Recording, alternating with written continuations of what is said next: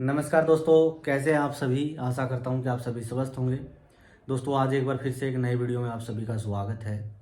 वो दोस्तों, आज का जो हमारा वीडियो है ना, ये बहुत ही इम्पोर्टेंट है भाई, क्योंकि मैं आज इस वीडियो में आप लोगों के साथ में मेरी जो प्रोटीन लीकेज की जो समस्या थी, उससे मैंने कैसे निजात पाई, एल्बुमिन मैंने कैसे नील किया अपना, उसके बारे में ना आप लोगों के साथ बात करूँगा। देखिए दोस्तों, मैं ना कल डॉक्टर के पास फॉलो अप के लिए गया था भाई। तो हॉस्पिटल में मैंने अपने क्रेटिनाइन, यूरिया, यूरिन और मेरा टैग लेवल सीबीसी मैंने करवाया भाई। ऑलमोस्ट मैंने सभी तरह के टेस्ट मेरे कल करवाए थे। तो रिपोर्ट जब आई तो रिपोर्ट बहुत ही अच्छी आई, सब कुछ बिल्कुल नॉर्मल था। लेकिन इससे पहले मैंने बरवाला में 13 मार्च को एक रिपोर्ट निकलवाई थी भाई, जिसके अंदर क्रेटिनाइन, यूरिया और यूरिन रूटीन मैंने करवाया था भाई। तो उस टाइम पर क्रेटिनाइन बिल्कुल नॉर्मल था, यूरिया भी मेरा नॉर्मल था, लेकिन प्रोटीन लीकेज की मेरे को समस्या थी। यूरिन के अंदर बैक्टीरियल इन्फेक्शन था, पस सेल बढ़े हुए थे और प्रोटीन लीकेज मेरे को था भाई। तो उस टाइम पर मैंने डॉक्टर से बात की थी। तो उस टाइम पर ना डॉक्टर ने मेरे को एक ट्रीटमेंट दिया, कुछ लाइफस्टाइल के अंदर थोड़ा सा बदलाव करने के लिए डॉक्टर ने मेरे को बोला था, और बोला था कि भाई 1 सप्ताह बाद या फिर 10 दिन बाद मैं दोबारा से अपना चेकअप करवाऊँ और उसमें देखूँ कि भाई प्रोटीन लीकेज की समस्या मेरी कम हुई है या फिर बढ़ी है। और उसके बाद में या तो फिर किसी अच्छी लैब से मैं रिपोर्ट करवा करके डॉक्टर के साथ शेयर करूं, या फिर मैं हॉस्पिटल में अपनी रिपोर्ट करवाऊं। तो इसीलिए मैं कल डॉक्टर के पास फॉलो अप के लिए गया, और मैंने ना ये सोचा कि भाई हॉस्पिटल में ही अपनी रिपोर्ट करवाऊं और डॉक्टर को वहीं पर दिखाऊं। तो भाई कल मैंने अपनी रिपोर्ट करवाई, तो रिपोर्ट बिल्कुल मेरी नॉर्मल आई है भाई। टैग लेवल नॉर्मल है, क्रेटिनाइन नॉर्मल है, यूरिया मेरा नॉर्मल है, सीबीसी के अंदर कोई दिक्कत नहीं है, कोई इन्फेक्शन नहीं है, ब्लड मेरा 17 ग्राम है। और इसके अलावा यूरिन की जो रिपोर्ट थी, जिसके अंदर बैक्टीरियल इन्फेक्शन था, पस सेल बढ़े हुए थे और प्रोटीन लीकेज था, वो भी मेरी समस्या अब ठीक हो गई है। तो ये कैसे हो पाया भाई? क्या मैंने परहेज रखे, क्या मेरा लाइफस्टाइल रहा, और क्या मैंने ट्रीटमेंट लिया था जिससे ये संभव हो पाया है, जिससे मेरा प्रोटीन लीकेज नील हुआ है।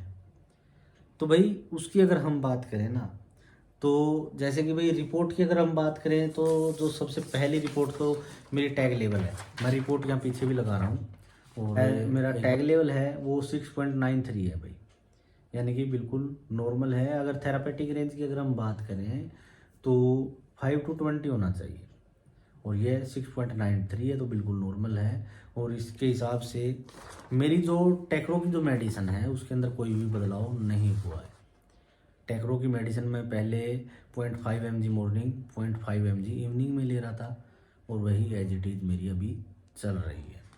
दोस्तों, इसके अलावा अगर हम बात करें अदर रिपोर्ट की, तो इसके अंदर अब पहले आता है सीबीसी। सीबीसी के अंदर हीमोग्लोबिन की अगर हम बात करें, तो मेरा ना हीमोग्लोबिन है 17 ग्राम। और थेरापेटिक रेंज की अगर हम बात करें तो 13 to 17 होना चाहिए, तो 17 है, अपर लेवल पर चल रहा है। और इसलिए डॉक्टर ने कुछ से बातें मेरे को बताई है, वो मेरे को फॉलो करनी है, और नेक्स्ट विजिट पर देखना है कि मेरा जो ब्लड कम होता है या नहीं होता है। और अगर कम नहीं होता है तो उसके बाद में डॉक्टर शायद ट्रीटमेंट मेरा शुरू करेंगे इसको थोड़ा कम करने के लिए, क्योंकि अगर बहुत ज़्यादा ब्लड हो जाएगा तो फिर ये गाढ़ा भी होगा, कोलेस्ट्रॉल भी बढ़ेगा, तो हार्ट पर दबाव पड़ सकता है। इसलिए डॉक्टर ने कहा है कि थोड़ा सा लाइफस्टाइल के अंदर बदलाव करना है मेरे को, और उसके बाद ये देखना है कि थोड़ा बहुत डाउन आता है या नहीं आता है। अगर इसी तरह से बढ़ता है तो फिर वही ट्रीटमेंट इसका डॉक्टर शुरू करेंगे। दोस्तों, इसके अलावा अगर हम टीएलसी की बात करें तो 7700 मेरा टीएलसी है, और प्लेटलेट की बात करें तो 193 है भाई। 150 to 450 होना चाहिए, यानी 150 और 450 के बीच में होना चाहिए। तो मेरा जो है 193 है, 193 है, कोई दिक्कत नहीं है, बिल्कुल नॉर्मल है। और अगर हम बात करें क्रेटिना की और यूरिया की, तो बिल्कुल नीचे है। स्टार्टिंग के अंदर 0.9 क्रेटिना है और यूरिया 29 है। तो ये मैं रिपोर्ट पीछे लगा दूंगा, जिसको आप अच्छे से देख सकते हैं। और इसके अलावा नेक्स्ट आती है यूरिन रिपोर्ट। और पहले यूरिन के अंदर ही दिक्कत थी। दोस्तों यह रिपोर्ट ना मेरे लिए बहुत इंपॉर्टेंट भी थी यूरिन की, क्योंकि 2 सप्ताह पहले इसके अंदर प्रोटीन लीकेज था भाई। तो उस टाइम पर डॉक्टर ने कुछ बातें बताई और कुछ लाइफस्टाइल के अंदर बदलाव और ट्रीटमेंट मेरे को दिया था, जिसकी बदौलत ये जो है ना नील हो पाया है। जहाँ मेरी उंगली है भाई, जहाँ मेरी उंगली है वहीं पर एल्बुमिन है और ये बिल्कुल नील है भाई। बैक्टीरिया नीचे है जो कि अभी नहीं है, कुछ सेल थोड़े से हैं, लेकिन ये भी डॉक्टर ने कहा है कि जो ट्रीटमेंट मैंने दिया है ना उसी को रेगुलर रखो, उससे ठीक हो जाएगा।